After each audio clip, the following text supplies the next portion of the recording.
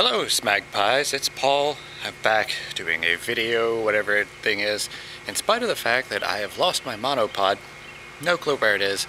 Currently right now doing this, holding a tripod. Let's make it fast, this thing's getting kind of heavy. Alright, so it's usually story time with me. About a week ago or so, I was in the kitchen, I was making supper for us, myself and Emily.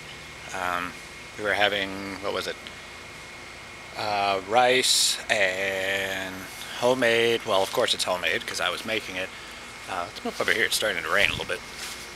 And sweet and sour chicken, very tasty.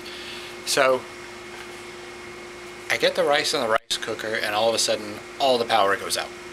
Like, whole house is down, just like that. And I'm like, oh, that's great. It was also accompanied with a loud pop. And I was like, okay, so transformer blew. And it sounded kind of close. And we have a transformer in the front yard. The front yard is the yard that faces away from the street because the house does. So like, this behind me is the backyard, even though there's a car going by. We have a very weird place. Anyway, so, yeah, go around, look up at the transformer, and I'm like, yep, I am not an electrician. So I call Entergy, because I was like, well, let's see, I know I paid the bill. So I called them, reported an outage. They said they'd get back to me. I finally got a phone call, I don't know, a minute or two later from them.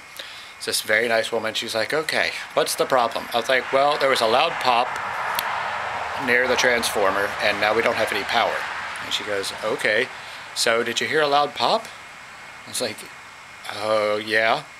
She's like, is there a transformer nearby? I'm like, yeah, in the yard, not too far from here. I'm looking at it. She goes, okay, well, we'll dispatch a service crew. And I'm like, okay, no problem. So they finally get this guy out here, and I'm getting text messages before all this is going on, or before the service guy gets out here. A couple of text messages saying, Entergy detects power outage at, and then says my address. Customers affected, 1. So I was like, yep, that pretty much nails it right there. It's our transformer for the property. So the guy finally shows up, and he's this big black guy. And he sounds like, what's his name from Forrest Gump, Bubba. He sounds kind of like that, but not with the big lip thing.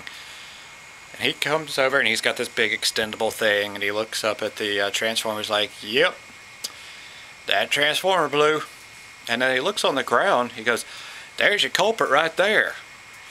And I look over, and there's a squirrel with some of its insides blown out of its backside.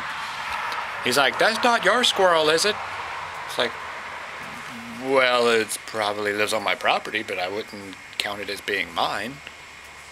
It's like, yeah, I had a lady, excuse me, I had this lady one time, I went to her house because transformer blowed up, and she comes out, she's got 4 baby squirrels on her, and one of them is sitting on her shoulder, and she looks down at the squirrel, and she just starts crying because she keeps them as pets. And I'm like, Dad, you must have a lot of interesting calls. So he raises the thing up, and he takes a piece down off of the transformer, and then he switches it out with something else and puts it right back up, and then proceeds to tell me a couple of other weird stories that I don't remember at the moment, but all in all, it's a very odd kind of a thing.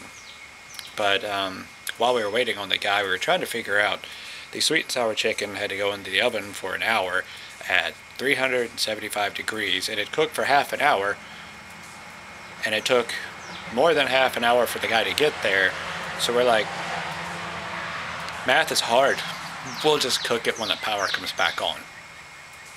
So anyway, with that, this tripod is getting heavy.